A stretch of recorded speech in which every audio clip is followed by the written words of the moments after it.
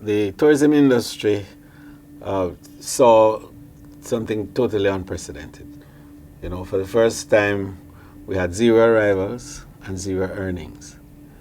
And so the first 3-4 months, just after February, Jamaica lost about 496 million US dollars. That amounted to something like 400 million Jamaican dollars per day. And that was really difficult. Jobs loss resulted in just about 354,000 people from all segments of the industry and also related industries, because tourism, as you know, is a series of moving parts and it touches almost every element of economic activity. And the job levels reflected that. So now we see UNCTAD reports suggesting that Jamaica is the hardest hit destination as a result of the COVID-19 impact on tourism. And that impact we have to recover and recover quickly from. It's like that. I made a comment on that in Parliament, and I made the point very clear that the move to open and reopen the industry, it's not about tourism. It's about the economy, and it's about the economic life or death of Jamaica. This is our home, Jamaica, and tourism is the lifeblood of our country. Let's all feel good again. Whether with family or friends, we want you to enjoy your staycation. We have to ensure that they are comfortable, they feel well protected. New standards are in place to ensure your safety. We are here to serve you better, so you can have the best experience. Come out and rediscover Jamaica. We are ready. We are ready. We are ready. Rediscover Jamaica. Heartbeat of the world. So I think the thing that's really important to note here is that this is the first time in the history of hospitality in probably some 70 years that we've ever seen a true closure of the borders, a shutdown of the global aviation industry. So we've been through many things. One of the most resilient industries in the world is tourism. We've seen the Gulf War in 1991. We have seen September 11th. We have seen the economic crisis of 08, 09. But this is the first time we've ever seen a pandemic like this that actually took away the ability for tourism to earn. So globally, not just here in Jamaica or in the Caribbean, globally we have had to take this on a step-by-step basis. At the beginning, we didn't even know what we were dealing with. And then it became clear that we were going to lose all abilities to earn revenues and have visitors come on shore.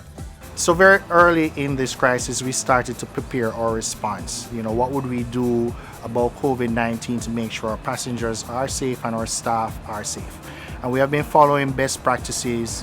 While there are no global standards, we intend to follow what's best practice as dictated by ICAO, IATA, ACI, and WHO, as well as our local Ministry of Health. Well, we were kind of one of the first movers as it relates to protocols. From early as February, we had put in place our COVID response team.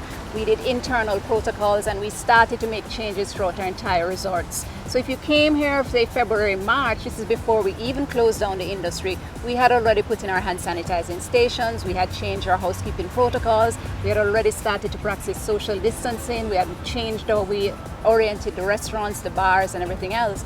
So for us, it was just a natural transition. So when the new protocols came out through TPDCO, it was not a difficult move for us to start doing some of the other elements because we had already been in train. We had already trained a lot of our staff members even prior to that. And during the period, we also hosted a few groups that were here, like for the medical mission, the Cuban group that came in, the nurses and doctors stayed at the Pegasus. And we also had one of the BPO groups that stayed at the Holiday Inn in Montego Bay. So our staff was really already fine-tuned and understanding what the new normal would be. And so for us, it's not a difficult thing now to move forward in terms of pushing ahead with the new protocols because it's already a part of our DNA and it has been something that is well honed in our organization and our practices. So when our guests return and they see the new normal, it will be easy. And we even have learned how to smile behind our masks, which I don't have on at the moment, but believe you me, we have mastered it. Well, the expectations, of course, is for a phased opening, and we would see the movement within our space of numbers that have to relate to our ability, first of all, to manage based on the protocols we've established and the way in which we are managing the virus, bearing in mind that much of what has been Jamaica's statistics have been imported. And tourism does provide a huge vehicle for importing of cases. So we don't want that. So we are moving slowly. The first month we brought in just about 6,000 visitors. I had projected that we would bring in 5,000 to 6,000. We brought in a little over 6,000. And the second month, which began yesterday, we are expecting to have just a little over 55,000 visitors.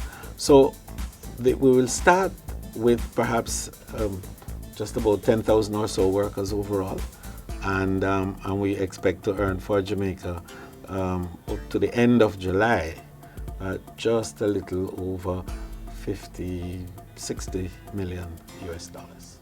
What is expected now is an elevated standard of cleaning and sanitization, where this will come forefront and will become a visible part of the customer experience. They want to see that the rooms are being cleaned properly and being sanitized. They want to know that, you know, the public spaces.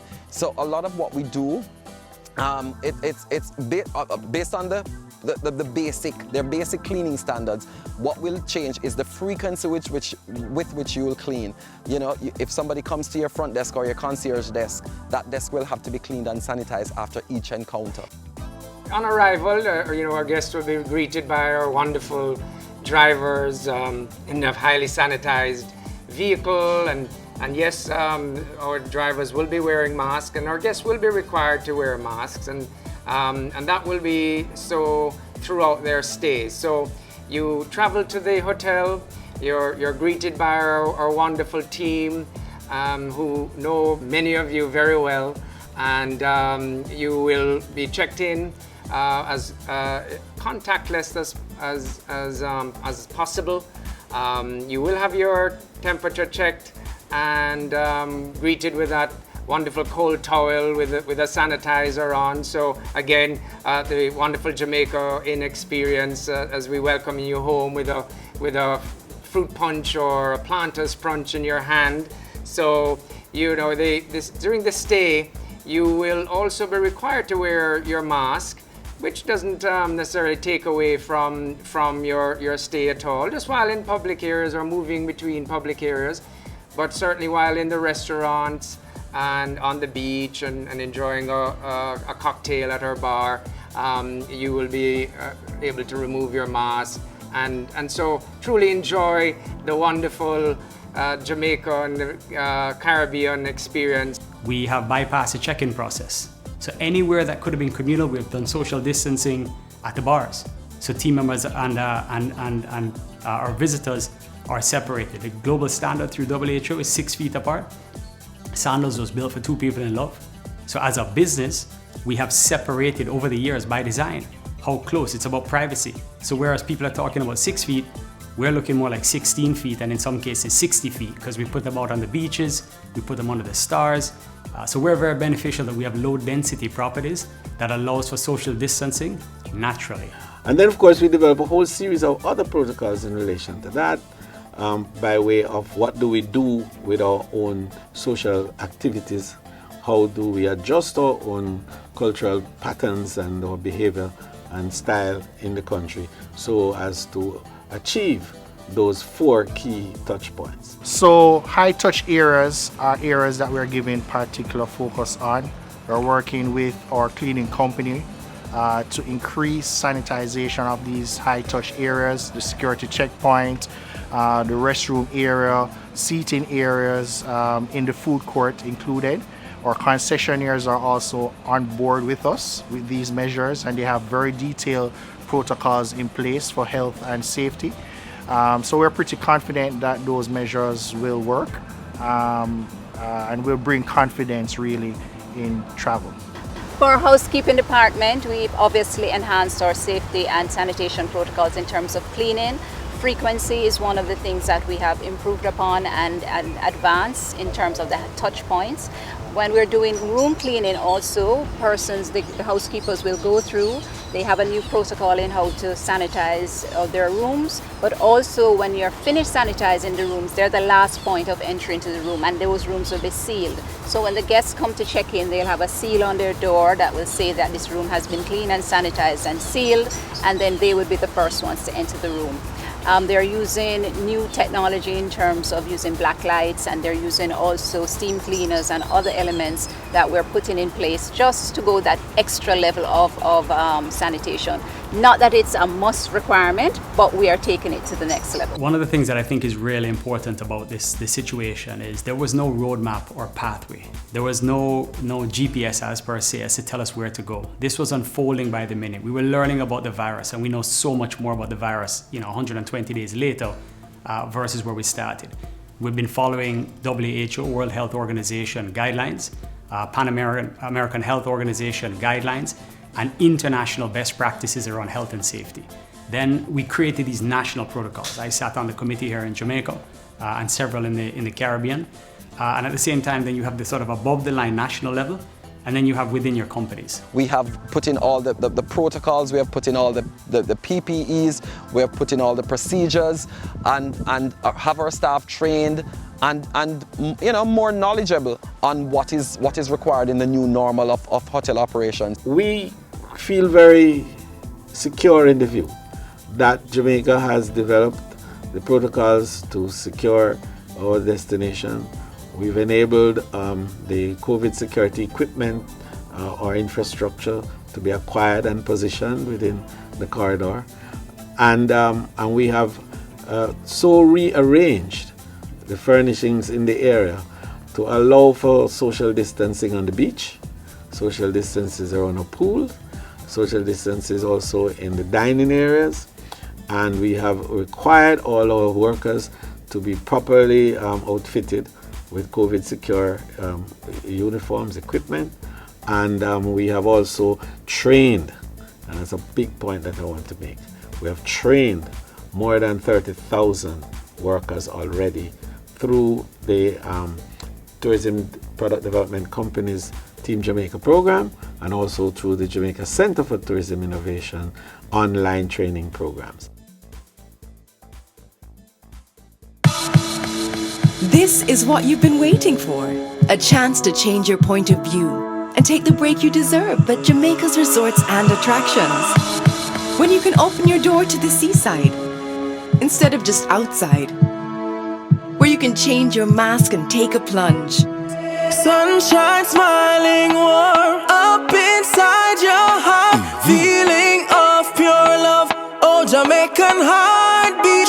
Dancing to the beat. Up inside your heart. Whoa. Heartbeat of the world. Oh, Jamaican heartbeat. Contact your travel agent today to book your staycation.